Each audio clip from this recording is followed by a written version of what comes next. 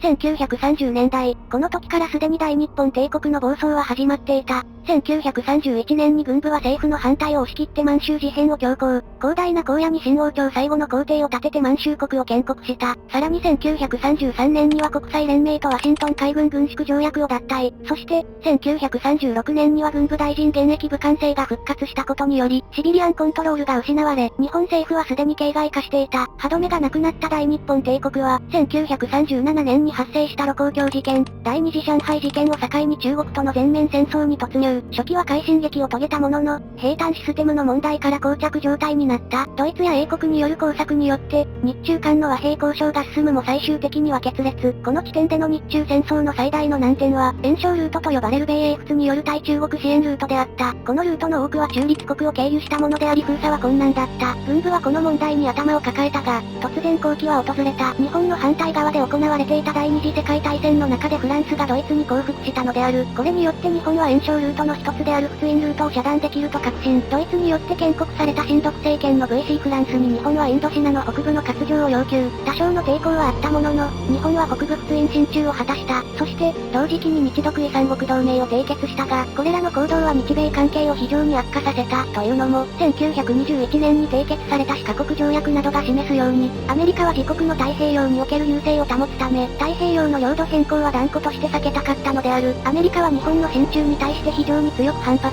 対日制裁を格段に強化していった。次第に増していく金融政策によって日中戦争の継続が不可能になるのは明らかであり、1941年からは日本はアメリカとの本格的な交渉を開始した。日中戦争の打開を図りたい日本と太平洋情勢の維持を狙うアメリカの間で日米交渉が始まったのである。しかし、7月末に日本が南部インドシナまで進駐したことにより、アメリカは自国の要望を無視したと判断。日本に対しての石油輸出を全面禁止にした。これによって日本は次第に追い詰められていき、最終的にハルノートと呼ばれるアメリカの提案にて、日本の要望が全面的に拒否されたことから軍部は開戦を決意した。1941年12月8日に大日本帝国海軍はハワイの真珠湾に攻撃を敢行。ついに太平洋戦争が開戦したのだ。日本は同日にマレーシアを攻撃し、瞬く間に進撃。数ヶ月後には東洋のジブラルタルと称された英国の大要塞シンガポールを攻略した。同時期に発生したマレー沖海戦では英国の主力艦隊を撃滅。さらにフィリピンの占領も完了し、誰が見ても初戦における日本の勝利は明らかだった。その後も連勝を続け1942年の5月には東南アジアの大部分を占領。しかし、この状況に転機が訪れる。同年6月5日にミッドウェー海戦で大日本帝国海軍が大敗したのだ。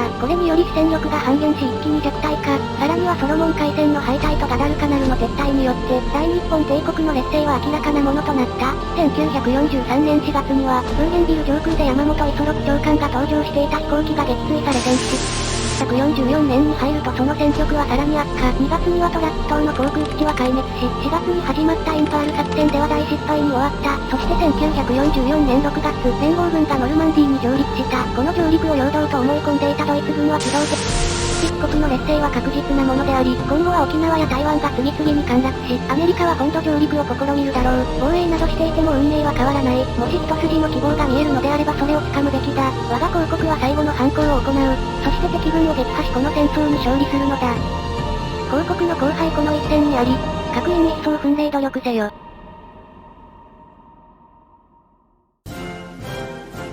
どうもこんにちは。赤髪で南方戦線派遣が決まったゆっくりレ夢ムです。開始早々絶望感半端ないと思っているマリサだぜ。皆さんも思っている通り、夏といえばハーツオブアイアン4。そうでもねえよ。ということで今回は1944年6月21日スタートで、大日本帝国プレイをやっていきます。1944年の6月といえば枢軸国の敗北が決定した時期だな。ノルマンディー上陸とマリアナ沖海戦。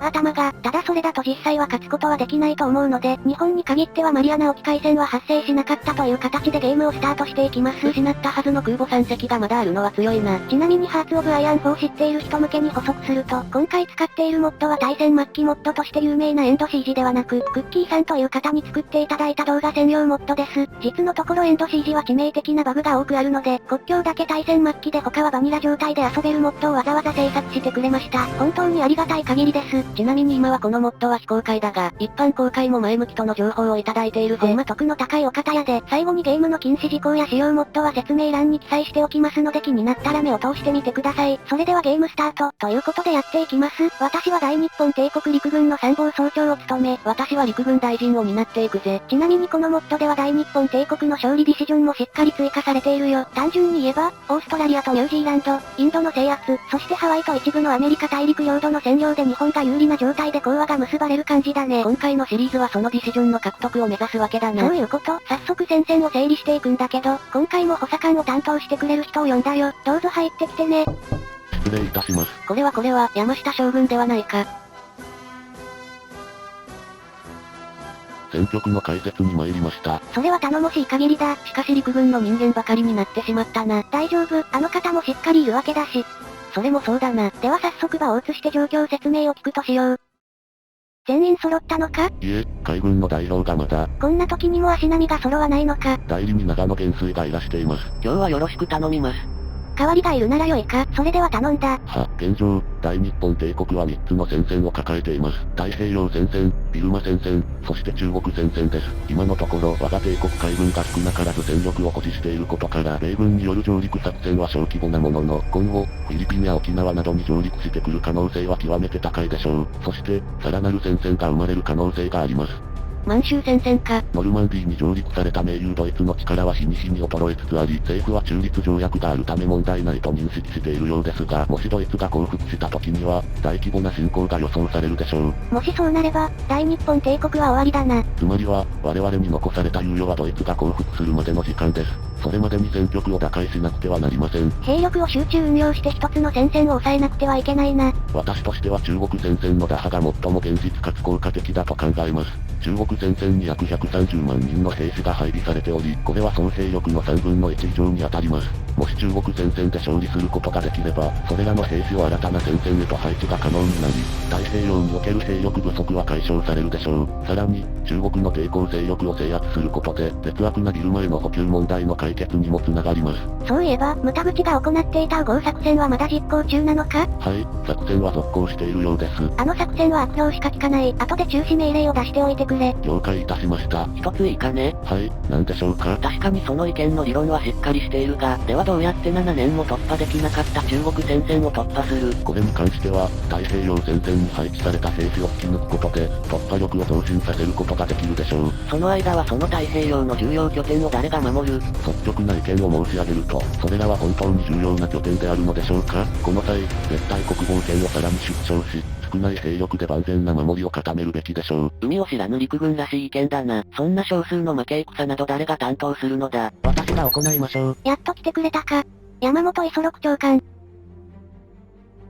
ブーゲンビルでの傷は癒えたか？はい、おかげさまで。あの状況を生き残るとは強運の持ち主だな。いえ、私はあの時確かに死んでいました。もはや私はこの世に未練を残した怨霊のようなもの。ならばこそ、この現世で魂が尽きるまで、我が日本のために全力を尽くしましょう。そして今、まさに刻々と敗戦が近づいている時に、陸軍と海軍で争うほど無意味なことはありません。私がその防衛任務を担うことで戦線が改善するなら喜んで参加するまでです。山本五十六長官殿、多大なご配慮感謝いたします。長官の言う通りだ。もはやうちは揉めをしている状況ではない。そんなことで戦争に負けた時、後世の日本人はどのように見るか。私も山下将軍と山本長官の意見を全面的に支持する。全近代的な対立は終わりにしよう。今日をもって陸軍と海軍の完全なる協力体制の樹立を宣言する。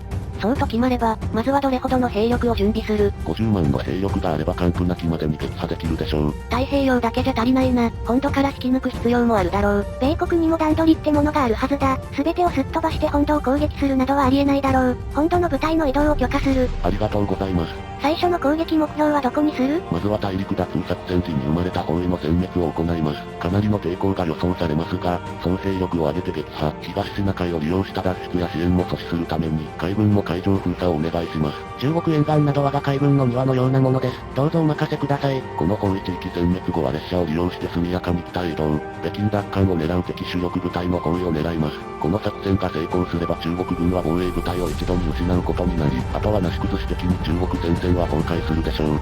作戦はよく理解した。陸軍は厳しい戦いになるだろうが、この作戦は戦線を好転させるための第一歩だ。全力で容赦なく取り組んでくれ。最大限の力を尽くして任務を遂行いたします。そして海軍は防衛部隊が一挙に減る。厳しい戦いになるはずだ。陸軍が任務を遂行させる間、何としてでも耐えてくれ。ぜひともこのイソロクにお任せください。それでは諸君、これより連合軍に対する反攻作戦を開始する。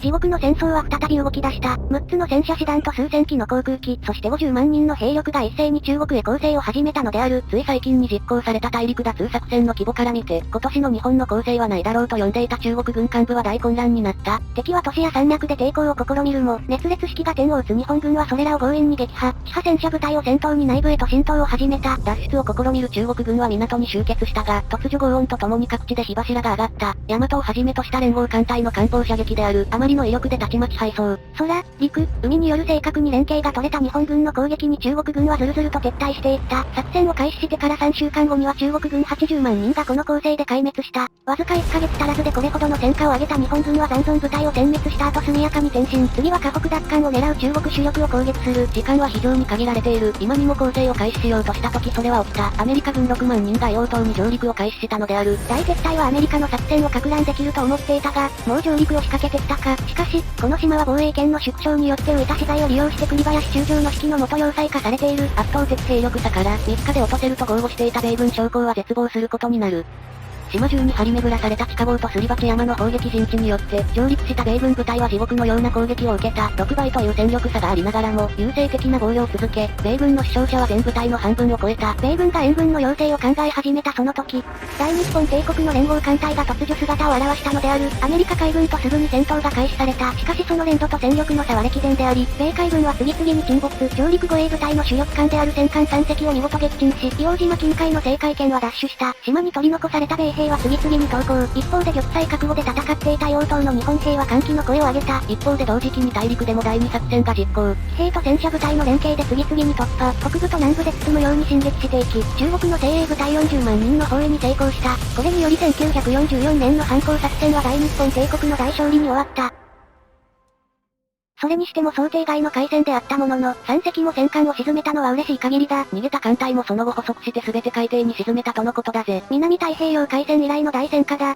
だが、なんで敵艦隊に空母はいなかったんだろうな。真珠湾攻撃時のような薄気味悪さを感じる。まさかあの艦隊も6万人の海兵隊もおとりだったとでも言うのか。戦艦3隻まで犠牲にしてやりたいことなんてある。失礼します。本土から入電、米国海兵隊が日本本土に上陸しました。次回、大戦の転換点、ご視聴ありがとうございました。